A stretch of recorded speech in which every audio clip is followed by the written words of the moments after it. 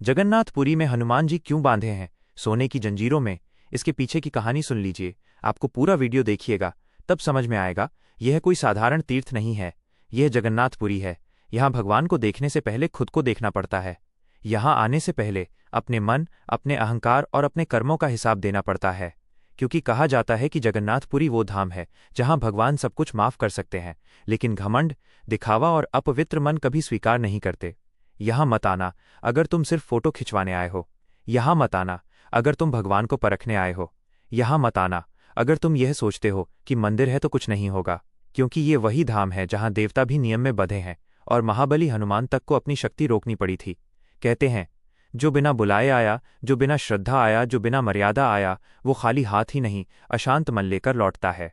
जगन्नाथपुरी घूमने की जगह नहीं है। यहाँ वही आता है जिसे प्रभु बुलाते हैं, और जिसे बुलावा नहीं होता उसके लिए रास्ते अपने आप बंद हो जाते हैं। इसलिए अगर मन पवित्र नहीं है, श्रद्धा सच्ची नहीं है और सिर झुकाने की आदत नहीं है, तो केवल नाम सुनो, लेकिन जाने की इच्छा मत करो, क्योंकि जगन्नाथपुरी में भगवान नहीं बदले जाते, वहाँ इंसान बदला जाता है।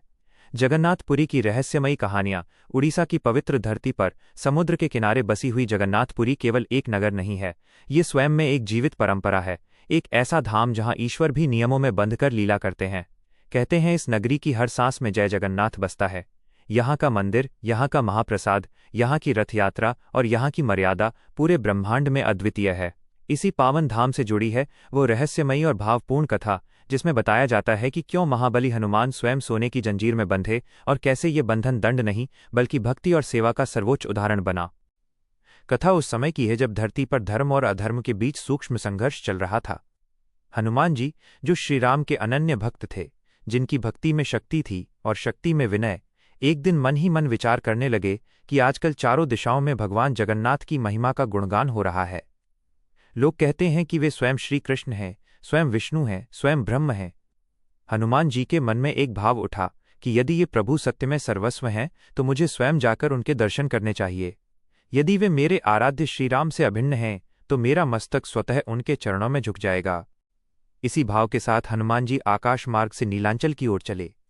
जब वे जगन्नाथपुरी पहुंचे तो समुद्र की लहरें मानो उनका स्वागत कर रही थीं। हवा में शंख और घंटियों की दिव्य ध्वनि गूंज रही थी। मंदिर के ऊंचे शिखर को देखते ही हनुमान जी के मन में श्रद्धा तो जागी, पर साथ ही वीर भाव भी था। वे सीधे सिंहद्वार की ओर बढ़े। द्वार पर पहुंचे तो वहां सेवक और द्वारपाल खड़े थे। हनुमान जी ने बिना रुके अंदर जाने का प्रयास किया, पर द्वारपालों ने हाथ जोड़कर उन्हें रोक लिया और विनम्र स्वर में कहा कि इस समय भगवान की भोग लीला चल रही है, नियम के अनुसार किसी का भी प्रवेश वर्जित है। ये सुनकर हनुमान जी को आश्चर्य हुआ। उन्होंने सोचा कि वे तो स्वयं प्रभु के सेवक हैं, रामकाज के लिए जिन्होंने लंका जलाई, समुद्र लांघा, संजीवनी लाई, क्या उनके लिए भी द्वार बंद हो सकता है? उनके मुख से कठोर शब्द निकल पड़े। उन्होंने कहा कि वे हनुमान हैं, महावीर हैं, उन्हें रोकने वाला कौन है? उनके शब्दों में क्रोध नहीं था, पर अपार शक्ति का गर्व अवश्य झलक रहा था। जैसे ही उन्होंने आगे बढ़ना चाहा, मंदिर की मर्यादा मानो अदृश्य दीवार बनकर खड़ी हो गई। द्वार नहीं खुले। हनुमान जी का तेज बढ़ने लगा, धरती कांपने लगी, आकाश में बादल घिर आए। ऐसा प्रतीत होने लगा मानो यदि वे चाहें तो पूरा मंदिर हिला सकते हैं। पर तभी गर्भगृह से अत्यंत शांत, गंभीर और करुण स्वर गूंजा। वो स्वर था भगवान जगन्नाथ का। उस स्वर में न क्रोध था, न भय, केवल प्रेम और मर्यादा का तेज था। भगवान जगन्नाथ ने हनुमान जी को नाम लेकर पुकारा और उन्हें शांत रहने को कहा। हनुमान जी स्तब्ध रह गए। उन्होंने पहली बार अनुभव किया कि ये स्वर उनके हृदय के भीतर उतर रहा है। उन्होंने पूछा कि यदि आप ही मेरे प्रभु हैं, यदि आप ही राम हैं, तो फिर मुझे रोका क्यों जा रहा है? तब भगवान जगन्नाथ ने कहा कि वे केवल राम या कृष्ण नहीं हैं, वे नियम भी हैं, मर्यादा भी हैं और व्यवस्था भी हैं। यदि प्रभु स्वयं नियम तोड़ दें तो सृष्टि का संतुलन बिगड़ जाएगा।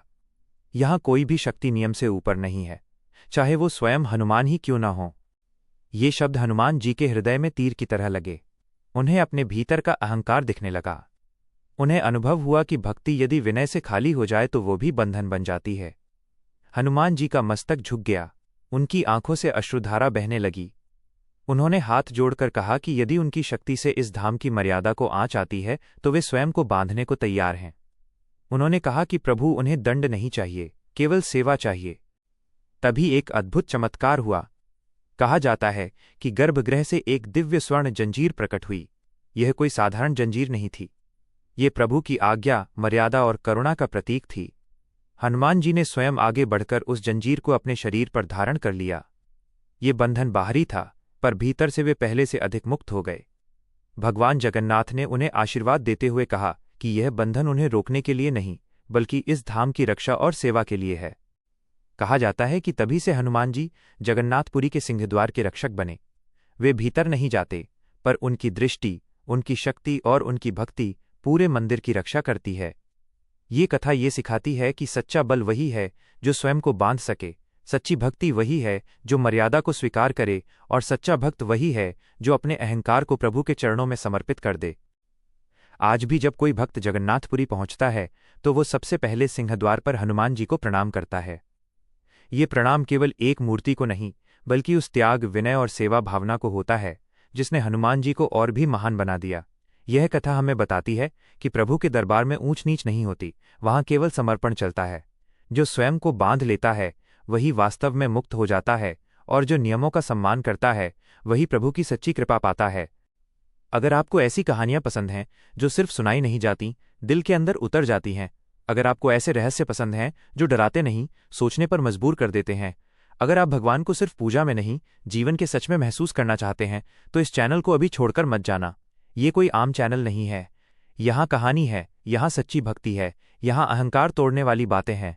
इस चैनल का नाम है जितेंद्र यूपी 47। यहाँ वीडियो देखे नहीं जाते, यहाँ वीडियो सहन किए जाते हैं, क्योंकि हर शब्द मन से सवाल करता है।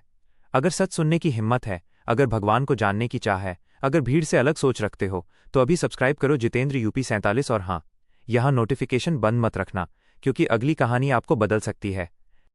क्या आप चाहें